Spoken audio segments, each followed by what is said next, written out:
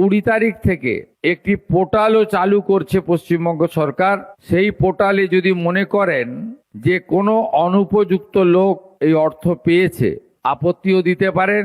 আর আবেদন করেছেন আপনি উপযুক্ত, কিন্তু আপনার অ্যাকাউন্টে 20 তারিখের মধ্যে অর্থ ঢোকেনি, তাহলে আপনি সেখানে আপনার আপত্তিও দিতে পারেন। আমরা সেটা নিষ্পত্তিও করতে থাকবো। অন্নপূর্ণা যোজনার টাকা আপনার পরিবারে ঢোকেনি, আপনার স্ত্রী বা বোন বা আপনি যদি মহিলা হন, তাহলে অন্নপূর্ণার টাকা যদি আপনার না ঢুকে থাকে, তাহলে আপনার কি করণীয়? আমি আজকে সরাসরি রাজ্যের মুখ্যমন্ত্রীর বক্তব্য আপনাদের শোনাবো। দেখুন, 17 তারিখ 18 তারিখ মাত্র 2 দিন গেছে, আজকে 19 তারিখ, তৃতীয় দিন। 20 তারিখ পর্যন্ত আপনাদের দেখতে হবে, তার কারণ সরকারের তরফ থেকে বলা হয়েছে যে 17, 18, 19, 20-র মধ্যে আপনাদের টাকা ঢোকার কথা। যদি না ঢোকে তাহলে পোর্টাল লঞ্চ করা হবে এবং সেই পোর্টালে নির্দিষ্ট একটি জায়গা থাকবে, যে জায়গা থেকে আপনি নতুন করে আবেদন করতে পারবেন যে আমার টাকা ঢোকেনি। সুতরাং এই পুরো বিষয়টি আরেকবার পুনরায় বিবেচনা করা হোক।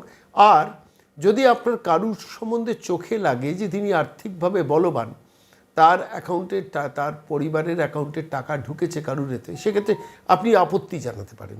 এই দুটো স্কোপ রাখা হচ্ছে। সরকার থেকে বলা হচ্ছে কাউকে আউটরাইটলি রিজেক্ট করা হচ্ছে না, অর্থাৎ যাদের অ্যাকাউন্টে টাকা ঢোকেনি তাদের ভেরিফিকেশান বা কোনো আধারের মিসপ্যাচিং, যেমন ধরুন যে 17 লক্ষর নাম 1,62,000, 1,62,00,000 মধ্যে 1,45,00,000 মহিলার অ্যাকাউন্ট অ্যাপ্রুভড হয়েছে। ফলত এই যে 17 লক্ষ মহিলার অ্যাকাউন্টে টাকা ঢুকছে না, সেই 17 লক্ষর মধ্যে 10 লক্ষ এমন মানুষ আছেন যাদের আধার ম্যাচিংয়ে কোনো গণ্ডগোল, হয়তো ডিভিডি লিঙ্কের গণ্ডগোল বা আধারের সঙ্গে আপনার ফোনের কোনোভাবে গণ্ডগোল আছে, কোনো একটা সমস্যা নির্দিষ্টভাবে আধারের আছে।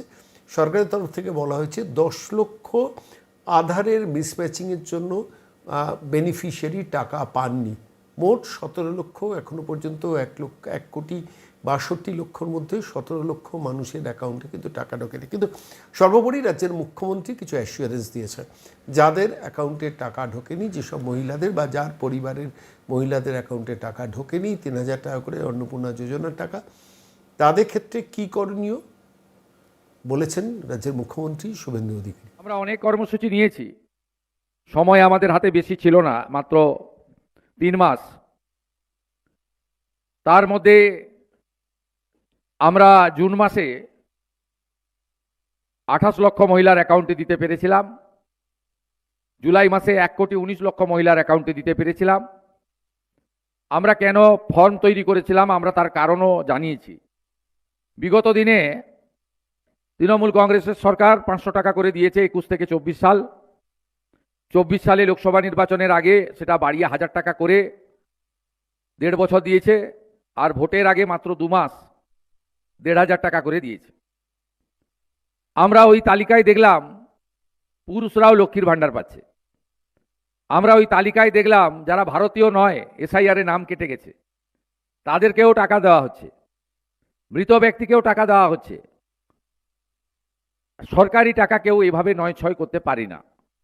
তাই বিজেপি সরকার অর্থনৈতিক শৃঙ্খলা মেনে আমরা একটি ফর্ম বিতরণ করেছিলাম।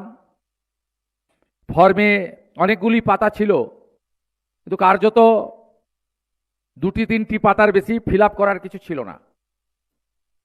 কারণ এসআইআর, জাতিগত শংসাপত্র সহ বেশ কয়েকটা বিষয় ছিল যেগুলো ফিল আপ করার দরকার নেই।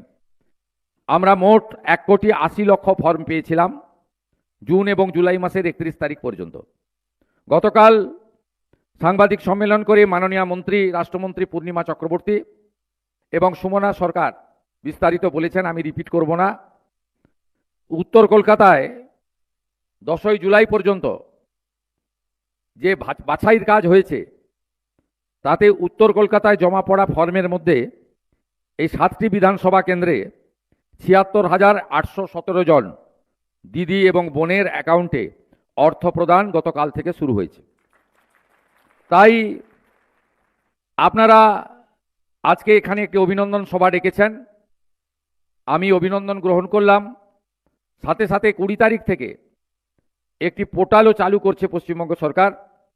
সেই পোর্টালে যদি মনে করেন যে কোনো অনুপযুক্ত লোক এই অর্থ পেয়েছে, আপত্তিও দিতে পারেন। আর আবেদন করেছেন আপনি উপযুক্ত, কিন্তু আপনার অ্যাকাউন্টে 20 তারিখের মধ্যে অর্থ ঢোকেনি, তাহলে আপনি সেখানে আপনার আপত্তিও দিতে পারেন। আমরা সেটা নিষ্পত্তিও করতে থাকব, আমাদের দপ্তর করতে থাকবে।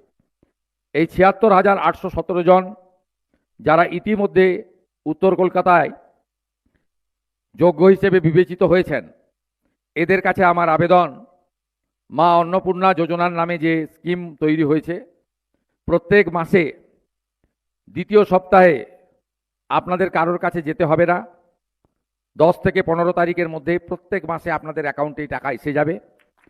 এবং কোনো টেকনিক্যাল সমস্যা থাকলে আপনারা স্থানীয় মহিলা মোর্চার নেতৃত্বর সহযোগিতা নেবেন।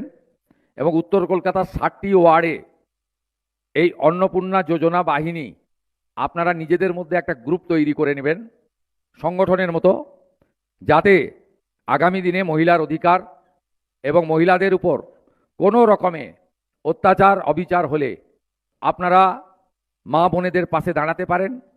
এবং টুকরে টুকরে গ্যাং যারা দেশের মধ্যে থেকে দেশকে দুর্বল করতে চায়, আমাদের স্বদেশ প্রেম জাতীয়তাবাদে আঘাত করতে চায়, তাদের বিরুদ্ধে আপনারা মা মাতঙ্গিনী হাজরার মতো, অথবা রানী রাসমণির মতো, অথবা রানী শিরোমণির মতো, অথবা বীণা দাসের মতো, অথবা প্রীতিলতা ওয়াদ্দেদারের মতো আপনারা আগামী দিনে বীরঙ্গানার ভূমিকা নেবেন, দেশ ও মাতৃকাকে, রাষ্ট্রকে, ভারতীয় সংস্কৃতি, বাঙালি সংস্কৃতি এবং আমাদের যে ঐতিহ্য সেটা রক্ষা করার জন্য আপনারা পশ্চিমবঙ্গ সরকারের সহযোগিনী হিসেবে কাজ করবেন। এবং চলতে চলতে আমরা নিশ্চিত এই রাজ্যের একজনও উপযুক্ত মা বোন দিদি আমাদের এই কর্মসূচি বা এই প্রতিশ্রুতি থেকে বঞ্চিত হবে না। মাত্র 3 মাসের সরকার, আমাদের চলতে চলতে এই বিপুল কর্মযজ্ঞে ভুল ত্রুটি কিছু থেকে থাকতে পারে এবং সেটাও সংশোধন হতে হতে আমরা এগোবো। প্রকৃত উপযুক্তরা এই অর্থ পান সঠিক সময়, এটা আমরা চাই। আর যাদের এই অর্থ প্রয়োজন নেই, কোটিপতি লক্ষপতি অর্থশালী, আমি আশা করব তারা এই অর্থের যে তাদের প্রয়োজন নেই, তাদের সেই অর্থ যাতে আরেকটি বোন পান তার সুযোগও তারা করে দেবেন, এটুকুই আমি আপনাদের সকলের কাছে প্রার্থনা করব। এই